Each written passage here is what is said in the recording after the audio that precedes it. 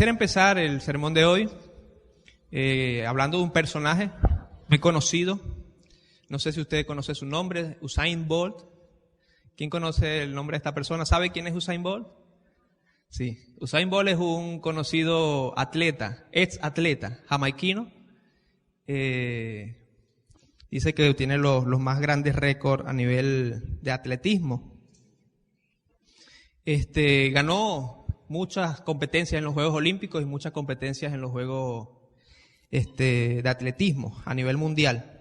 Yo quisiera mencionar algunos de ellos, por lo menos en Pekín, en los Juegos Olímpicos de Pekín 2008, en Londres 2012, en Río 2016. Ganó la medalla de oro en los 100 metros, en los 200 metros y en el relevo de su nación. También en el Campeonato Mundial de Berlín en 2009, en Daegu 2011, en Moscú en 2013 y en Pekín 2015. Ganó distintos premios, entre ellos 100 metros, 200 metros y relevo, medalla de oro, sencillo. Los estadistas señalan que Bolt necesitó tan solo 325 segundos para alcanzar todos esos premios de las Olimpiadas. Solamente con 325 segundos él alcanzó todos esos premios. Suena fácil, ¿verdad? Pero fueron muchos años detrás. Antes de cada 10 segundos de competencia, que es más o menos lo que dura 100 metros planos, más o menos hubieron 10 años, o hubo 10 años de preparación. Es impresionante, pero luego de que se retiró Usain Bolt, él hizo un documental que se llama Yo Soy Bolt. Y él dice lo siguiente en este documental: competir a este nivel y ganar medallas no es fácil. La gente tiene la idea de que para mí es sencillo, que no tengo estrés ni presión. Luego continúa diciendo en otra parte, dice, lo que quería con este documental es que la gente viera lo que tuve que pasar para estar donde estoy ahora. El dolor, el sufrimiento y las recompensas. Mostrar a todos el camino hacia la victoria. Es impresionante, nosotros vemos 10 segundos de carrera, nosotros vemos mucha velocidad, era un corredor muy veloz, es más, tiene el récord mundial actualmente en 100 y 200 metros planos o lisos. Y yo quise hablar acerca de él porque la competencia del atletismo requiere muchas cosas de quien compite. Requiere cumplir ciertos estándares, requiere también ciertas cualidades de quien compite. En la vida cristiana también es así. Pablo habló acerca de la vida cristiana y la comparó muchas veces con una carrera. Y hay textos como 2 de Timoteo 4:7 que dice, he peleado la batalla, he acabado la carrera. Pablo se veía a sí mismo como dentro de una carrera en la fe. Y justamente yo quiero abordar un texto, él habla acerca de algunas cualidades que debe tener el creyente que está corriendo esa carrera. Porque si tú eres creyente, ya tú estás en la carrera. Ahora, ¿cómo debemos correr la carrera? Esa es la pregunta. Yo te invito a 1 Corintios 9, versículo 24 al 27. 1 Corintios 9, del 24 al 27.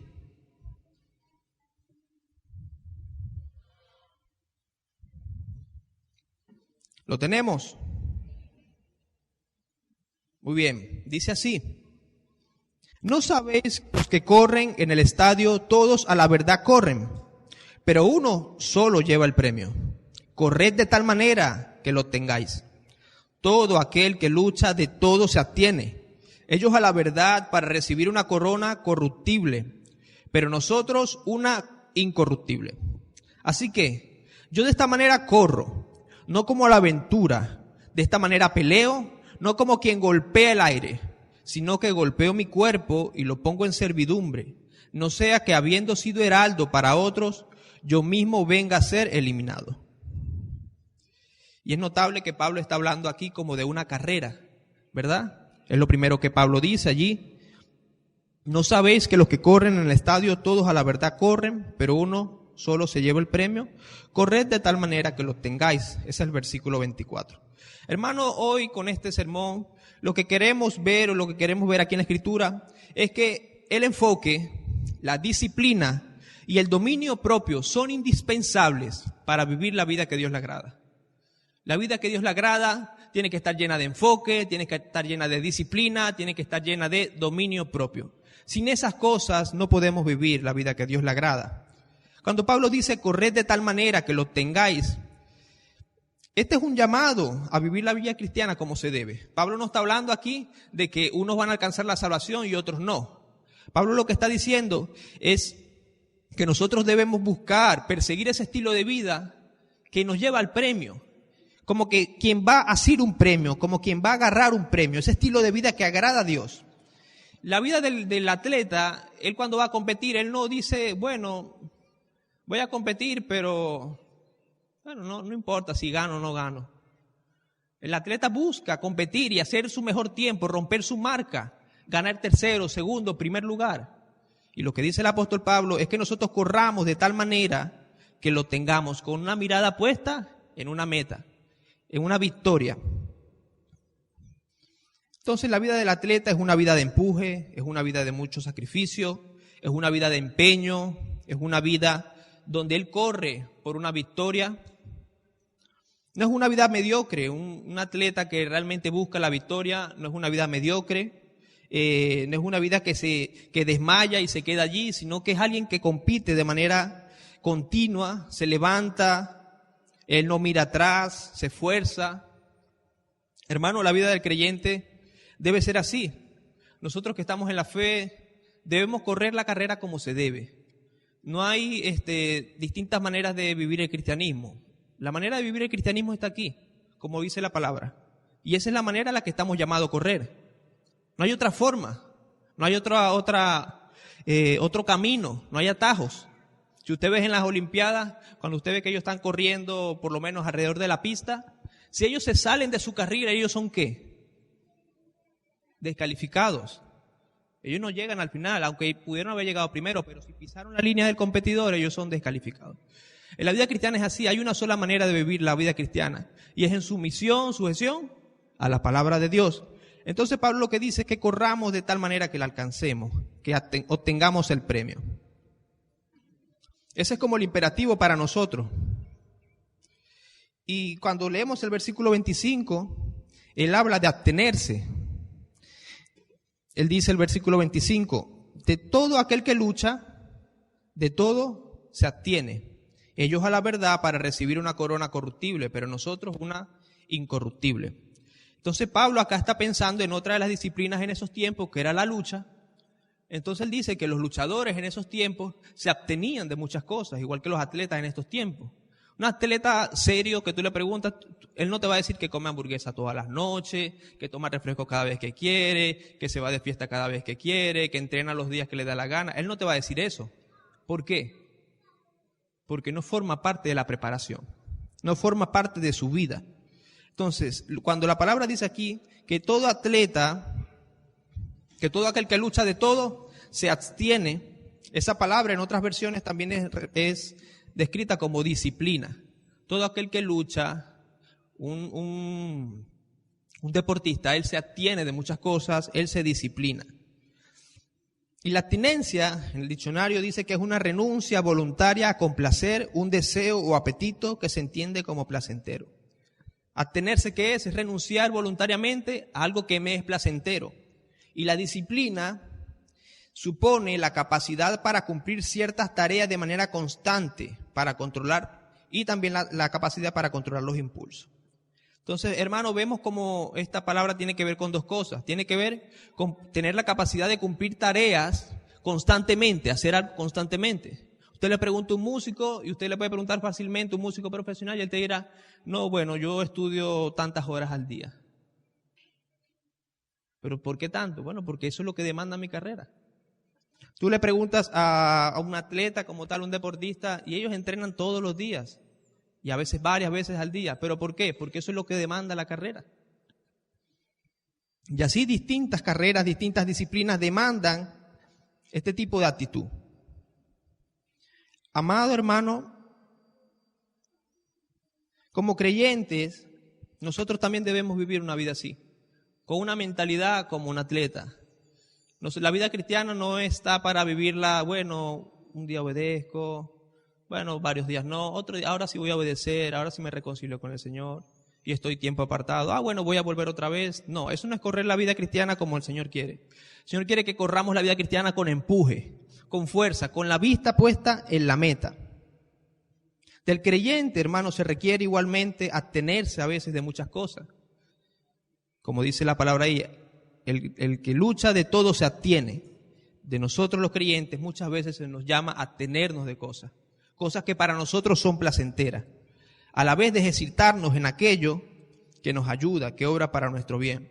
Más adelante vamos a hablar más acerca de esto, pero tengamos en mente que si tú eres creyente, el Señor te llama a abstenerte de algunas cosas, porque estás en una carrera. Amén. Lo particular de esta carrera, hermano, es que nosotros no perseguimos un premio terrenal. Nosotros perseguimos un premio celestial, porque es lo que dice el final de ese versículo. Ellos a la verdad, ¿para qué? Para recibir una corona corruptible. ¿Qué? Los atletas. Pero nosotros, los que somos creyentes, una incorruptible. Eso significa que el mundo busca premios en el mundo. Nosotros los creyentes no buscamos premios en el mundo. Nosotros buscamos premios espirituales. Nuestras metas son espirituales. Y a pesar de que podamos alcanzar ciertas cosas terrenales, nuestro enfoque no es terrenal. Nuestro enfoque es espiritual. Hermano, el mundo encuentra su realización ¿en qué? Muchas veces en la alabanza de otros, en tener cosas. Yo tengo carro, yo tengo una familia, yo tengo un trabajo muy bueno, yo tengo buen vestido, tantas cosas. Yo tengo una buena posición, yo tengo felicidad, yo me siento que estoy viviendo con placer, con alegría. La gente busca su superación, pero nosotros los creyentes, nuestras metas no son esas. Nuestras metas no están en la superación ni en vivir para ser felices. Nuestra verdadera superación está, hermano, en metas espirituales, en estar más cerca de Dios, en obedecer sus mandamientos, en seguirle a Él, en parecernos más a Él. Es más, hermano, nosotros como cristianos a veces nos vemos tentados a tener ese mismo de metas que tiene el no creyente. Bueno, que el no creyente tiene un carro y ahora tiene una casa y yo, bueno, sí, que no tengo la casa, que no tengo el carro, y ahí es donde entran las frustraciones. Porque nuestras metas en sí mismos no son esas cosas materiales. Son importantes, quizás son necesarias, pero nuestra meta en el fondo no debería ser esa. Amado hermano, es que aún también pasa que la disciplina y la moralidad de un cristiano puede convertirse en un premio terrenal. Quizás tu aspiración es ser un mejor discípulo, vivir una vida moralmente correcta, pero aún vivir para eso, meramente para eso, también se puede convertir en un ídolo. Bueno, soy el más perfecto, bueno, ya no miento, bueno, ya yo tengo buena posición, ya me porto bien, ya no soy tan malo. Vivir para eso tampoco tiene sentido, porque si nuestro enfoque a fin y a cabo no es agradar a Dios, entonces nosotros hemos hecho de nosotros mismos un ídolo.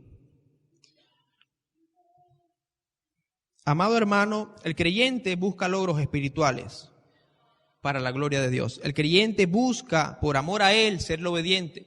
Por amor a su Salvador, ser obediente. Busca la alegría y la paz, pero en Él, en Jesús, en quien le da propósito a su existir. Entonces, hermano, vemos que la carrera del creyente implica disciplina, implica negarse a sí mismo.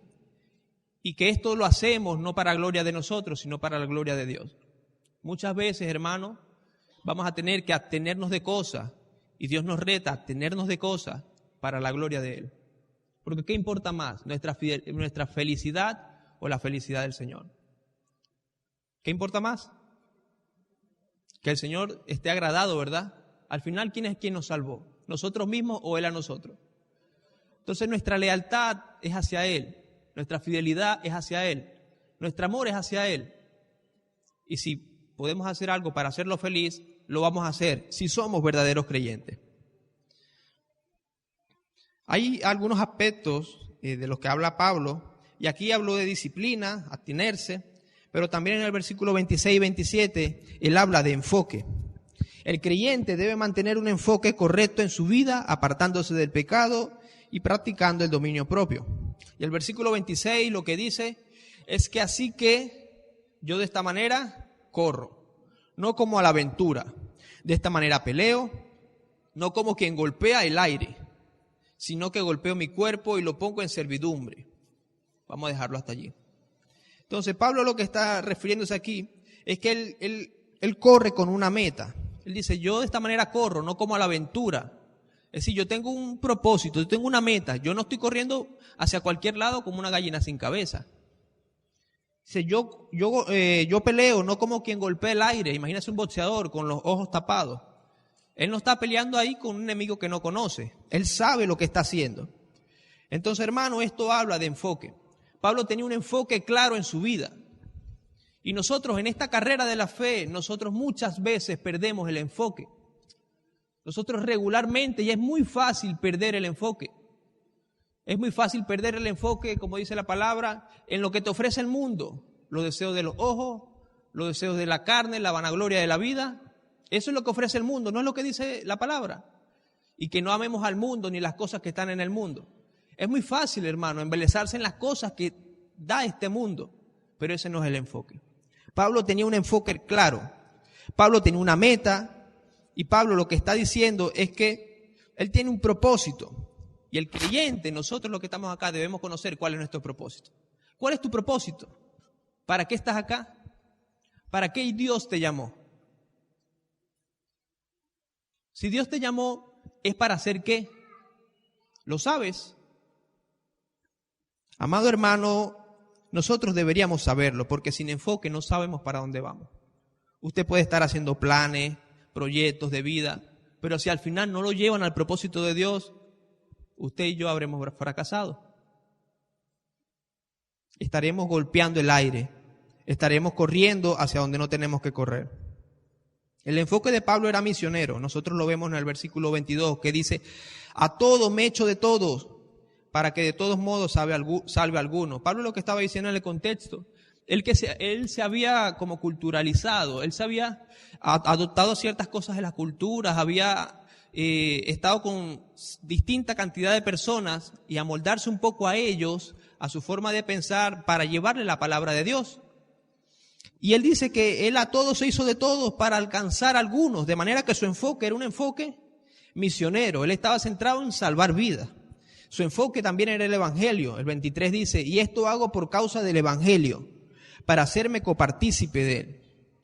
En Gálatas 2:20 dice que su enfoque era Cristo. Dice de la siguiente manera, con Cristo estoy juntamente crucificado, y ya no vivo yo, mas vive Cristo en mí. Y fíjense lo que dice, y lo que ahora vivo en la carne, es decir, esta vida que estoy viviendo ahora, lo vivo en la fe del Hijo de Dios, el cual me amó y se entregó a sí mismo por mí.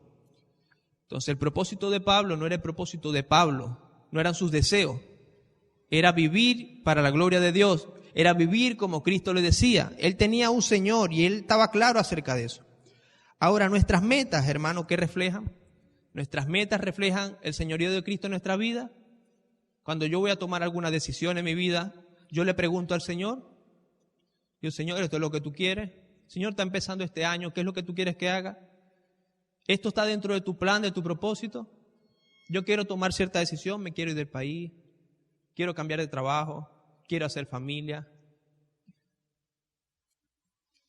Esas decisiones, hermanos, son importantes, porque esas decisiones reflejan si nuestros planes está señoreando Jesús, si Él es el centro de nuestras vidas.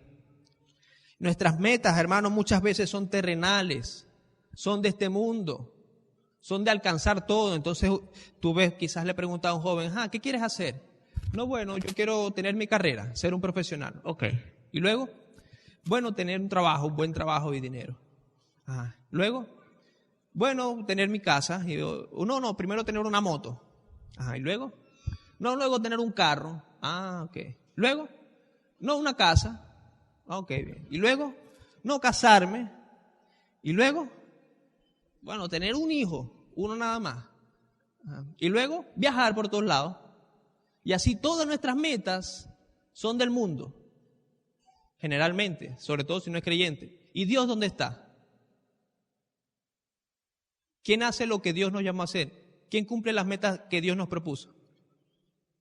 ¿Quién hace lo que Dios nos llamó a hacer? El incrédulo no lo va a hacer. Hermano, el propósito de Dios está allí. Dios nos llamó a que hagamos discípulos. Dios nos llamó a que vivamos en santidad. Dios nos llamó a que seamos luz a las naciones, que nuestra vida refleje que Él enseñorea en nosotros. Si nosotros hacemos todas esas cosas y no reflejamos a Jesús, nosotros habremos fracasado en el propósito del Señor. Nosotros habremos fracasado, porque eso es a lo que el Señor nos llamó, a que seamos luz a las naciones, a que seamos sus discípulos.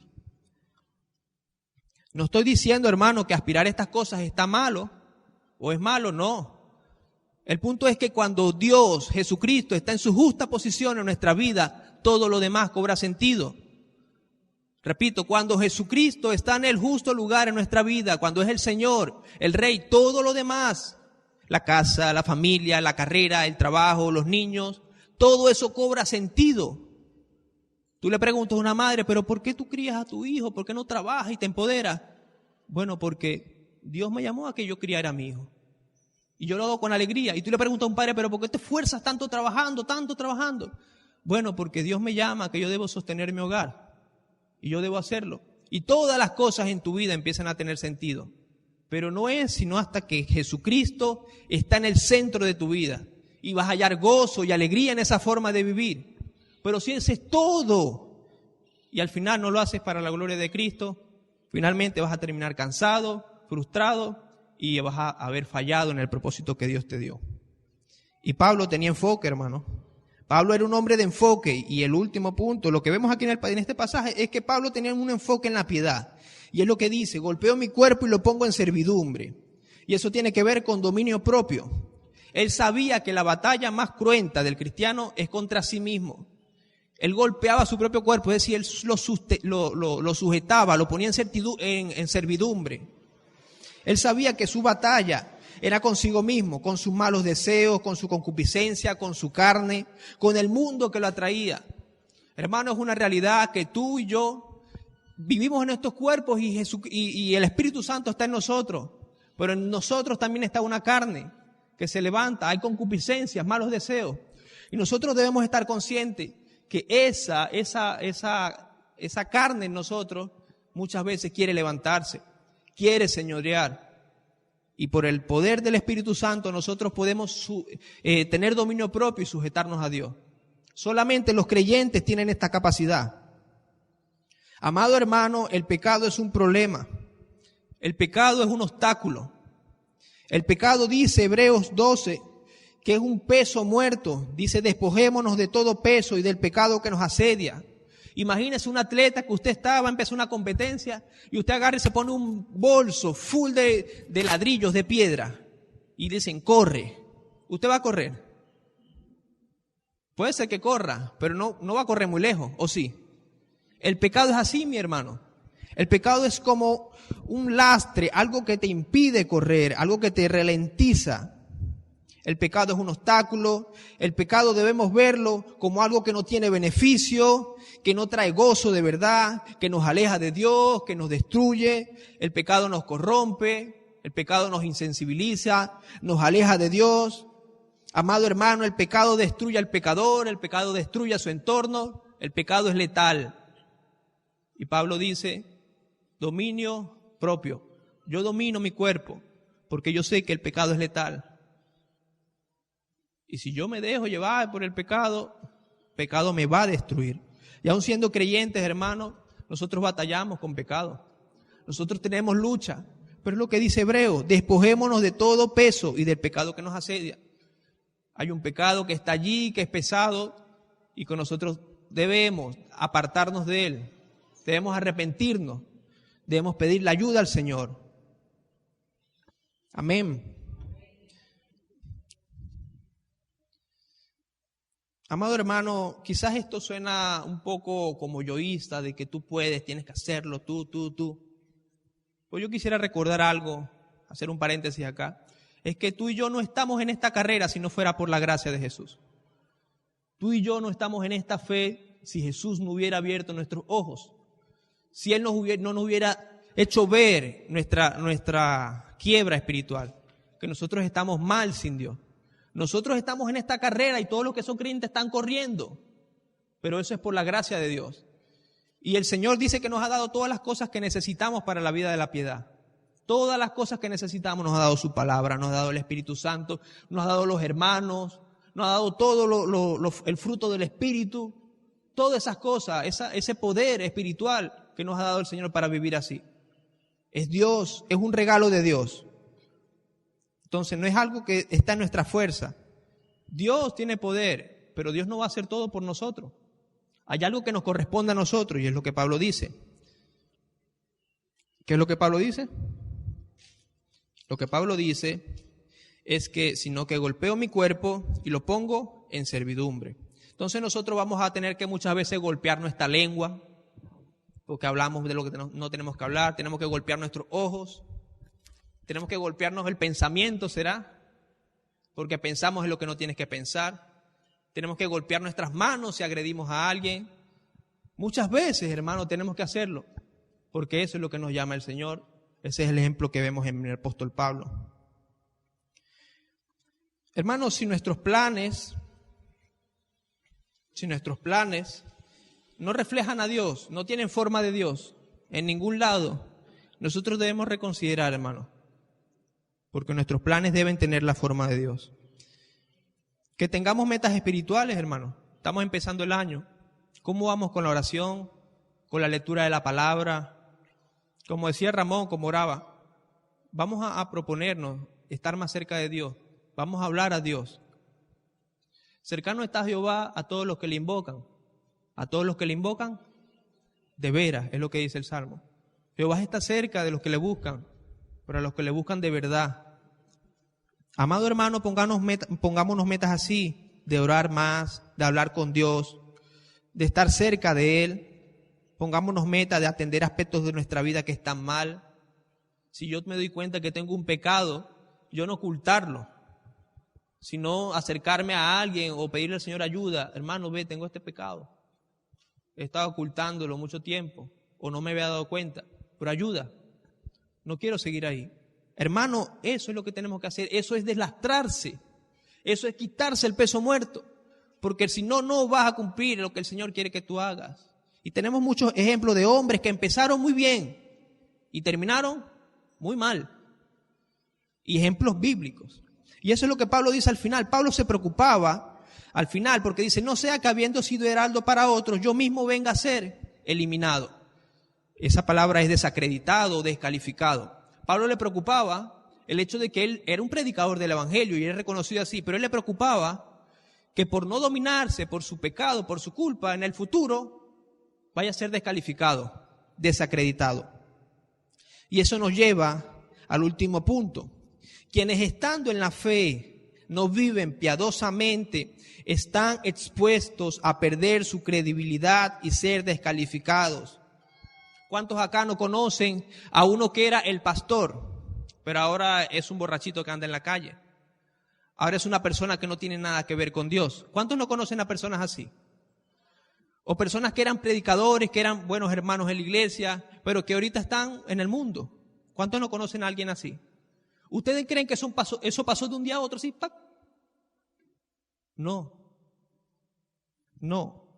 Dominio propio. Es lo que nos dice la palabra. Pablo se preocupaba y decía, yo golpeo mi cuerpo y lo pongo en servidumbre, no sea que siendo yo un predicador y siendo ejemplo para muchos, venga yo a ser descalificado. Y Dios hace eso, hermano. Y eso debe darnos temor y temblor. Esta es una fuerte advertencia para nosotros. Era la preocupación de Pablo, terminar bien. Hermano, Robert Clinton es un reconocido escritor cristiano y él realizó el estudio de los líderes bíblicos más reconocidos y concluyó que tan solo 30% de ellos terminaron bien. De los líderes bíblicos, 50 líderes bíblicos que él estudió, 30% terminaron bien. Entre ellos Abraham, recordemos a Abraham, el padre de la fe. A José, recordemos a José. José, que la esposa de quién? ¿De Potifar era? ¿La esposa de quién? La esposa de su jefe. Le propuso algo indecente, estar con ella, ¿verdad? ¿Y él qué hizo? Desnudo salió corriendo. Josué también, quien recibió el testigo de quién? De Moisés, Elías, Jeremías, Daniel. Dice la Biblia que Daniel oraba ¿cuántas veces al día? 3 veces. No es la cantidad, sino que era constante. Vemos también a quién, al Señor Jesucristo, el apóstol Juan, Pablo, Pedro, hombres como tú y como yo, que terminaron bien. Otro grupo terminaron pobremente, Sansón. Sansón tenía una debilidad ¿con quién? Especialmente con Dalila, ¿verdad? Saúl, ¿tiene una debilidad con qué? Con las mujeres también. No, ese es Salomón, perdón. De Saúl se dice que él desobedeció a Dios y al final Dios lo desechó. Así dice, como tú desechaste la palabra del Señor, así yo te desecho así. 1 Samuel 15. Salomón tenía un problema con las mujeres, a ver así, ¿verdad? A pesar de que tenía tanta sabiduría, ¿de qué le sirvió esa sabiduría? Nada. Hermano, otro grupo también terminaron más o menos, es lo que dicen, que fue limitado en su ministerio. Por lo menos Moisés dice que él llegó a la tierra prometida. No, él se quedó ahí. ¿Por qué no siguió siendo el líder? Porque él golpeó la piedra, él desobedeció a Dios. Cuando Dios le dijo que hiciera algo, él hizo lo que no le dijo que hiciera. Él desobedeció. David también, su pecado también le afectó su ministerio. Hermano, el Nuevo Testamento también está lleno de personas, Demas, Himeneo, Alejandro, que dice que Himeneo y Alejandro, ellos naufragaron en cuanto a la fe. Dice que Demas amó las cosas de este mundo y se fue. Entonces, hermano, con esto yo lo que quiero decir es que no necesariamente tú necesitas empezar mal para terminar mal. Tú puedes estar en la fe hoy, pero si tú no cuidas tu andar, tú vas a terminar mal, como estos hombres. Y las principales razones de sus caídas, y yo voy a decir muchas acá, dice pecados sexuales, el mal manejo de las finanzas, el orgullo, el abuso del poder, esto es en cuanto a los líderes, conflictos familiares, el estancamiento ministerial, las heridas emocionales no tratadas, todas estas cosas fueron razones para la caída de estos hombres, de estos líderes. En el estudio de estos pastores, otro escritor, Howard Hendricks, él dice que él estudió 246 pastores que habían caído en pecado sexual. Y dice que 100% de ellos no estaban rindiendo cuenta. Es decir, toditos no estaban rindiendo cuenta. 100% de ellos habían dejado de tener un tiempo personal con Dios. No rendían cuenta ni estaban orando y buscando a Dios. Además de esto, 100% de ellos se aseguraba que nunca iban a caer en ese pecado. ¿Qué nos dice eso? Que apartarnos del Señor, de la comunión con Dios, es letal. ¿Qué nos dice eso? Que estar aislado, no rendir cuentas, es letal. ¿Qué nos dice eso? Que el orgullo es letal. Que usted tiene que tener cuidado de sí mismo. Porque el pecado no está fuera de usted. El pecado está en usted. Es decir, las ganas de pecar, a eso me refiero. Entonces, amado hermano, es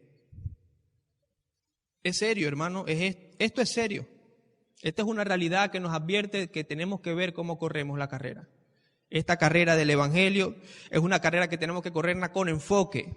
Jesús me llamó, me compró con su sangre preciosa, me salvó, me redimió de mi pecado. Ahora yo tengo una forma distinta de ver la vida. Él es mi Salvador, Él me dio un propósito, una misión. Y yo si hago otra cosa distinta a esa, voy a perder el tiempo.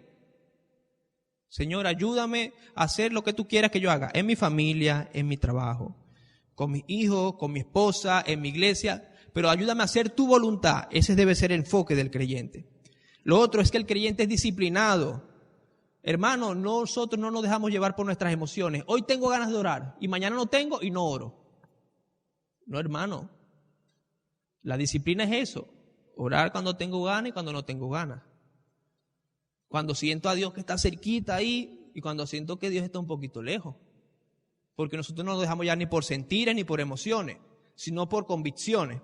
Y si yo sé que Dios está allí, cuando yo oro, yo sé que Dios está ahí, yo voy a orar. Y eso, listo, y es así, porque así es nuestro Dios. No sé quiénes empezaron a hacer ejercicio este año. Gloria a Dios. Primer año que empieza haciendo ejercicio. Ay, le voy a dar un testimonio. Yo le doy gracias a Dios, hermano, porque sí, yo no tengo esa dinámica, esa disciplina. Pero no da ganas muchas veces. No da ganas ni de empezar ni de nada. Pero cuando uno empieza, uno agarra el ritmo y uno se emociona y se entusiasma. Entonces, hermano, así son con todas las cosas. Empezar dicen que es lo más difícil. Empiece en sus dinámicas de oración. Señor, voy a hablar contigo. Perdóname porque he estado lejos mucho tiempo. Déjame hablar contigo. Y hablas con Dios, lees su palabra y empiezas a hacerlo. Pero ser constante, eso es la disciplina. Y no terminemos como los jugadores promesa. ¿Quiénes son los jugadores promesa? Los jugadores promesa, según la jerga deportiva, son esos jugadores que prometen mucho. Joven de 16 años, tremendo futbolista, tiene un dominio del balón, un pegue tremendo al arco. Están esperando, todo el mundo está esperando que ese jugador sea el mejor en la temporada. Y es posible que lo haga, pero muchas veces los jugadores promesa no cumplen la expectativa. Y termina siendo como sal y agua. Se desvanece en el camino. Que nosotros no seamos jugadores promesa, sino que cumplamos el propósito que el Señor nos llamó. Que lo que tengamos que hacer, lo hagamos. Amén. Y yo quiero cerrar con 4 cosas que podemos hacer después de este sermón. Nosotros, hermanos, primero necesitamos enfocarnos diariamente en Jesús, en Cristo, en su plan para nuestra vida. Si tú estás aquí, tú puedas pensar, Señor, ¿qué es lo que tú quieres que yo haga cuando yo tenga 10 años? Desde aquí a 10 años, ¿qué tú quieres que yo haga? ¿Dónde tú me ves, Señor, haciendo qué? Y yo pueda proyectar mi vida hacia eso. Y diariamente pensarlo así. Segundo, necesitamos renovar nuestra comunión con Dios. Usted y yo necesitamos renovar nuestra comunión con Dios, reconciliarnos con Él y hacerlo continuamente. Arrepentirnos todos los días, buscarlo todos los días, adorarle todos los días. Lo tercero es que necesitamos desarrollar las disciplinas espirituales, orar, estudiar su palabra o leerla, leer buenos libros, tener amigos cristianos, hacerse amigos de los creyentes y buscar juntos al Señor. Y 4, necesitamos mentores a quienes rendir cuenta. Necesitamos gente que nos ayude a correr la carrera. Amén. Hermano, esto es lo que nos dice el apóstol Pablo. Necesitamos enfoque, disciplina y dominio propio. Vamos a orar y le pedimos al Señor que nos ayude en estas cosas. Amén. Señor, aquí estamos, Padre. Señor, nosotros no queremos pensar en esto como súper espirituales, tampoco como empoderados, ni nada de eso humanista, Señor. Nosotros sabemos que si estamos en esta carrera, ha sido por la gracia tuya, Señor. Ha sido porque a ti te plació, Señor, porque así dice tu palabra, que no es del que quiere ni del que corre, sino de ti, Señor, de Dios que tiene misericordia. Tú eres el que nos ha llamado y aquí estamos, Señor, si estamos en este camino, ha sido porque a ti te plació salvarnos. Gracias, Señor, por morir por nosotros en la cruz del Calvario. Gracias, Señor, por redimir nuestros pecados, por perdonarlos todos, Señor, por hacernos nueva criatura como cantábamos, Señor. Y porque hoy estamos acá limpiados, lavados, Señor. Quizás un poco cansados, Señor, del camino, pero te queremos decir que queremos seguir adelante, Señor. Te queremos pedir que nos ayudes, Señor, a vivir esta carrera, esta vida cristiana, Señor, como a ti te agrada. Que cuando tú vengas, Señor, nos encuentres corriendo, Señor, a la meta, corriendo hacia ti, Señor.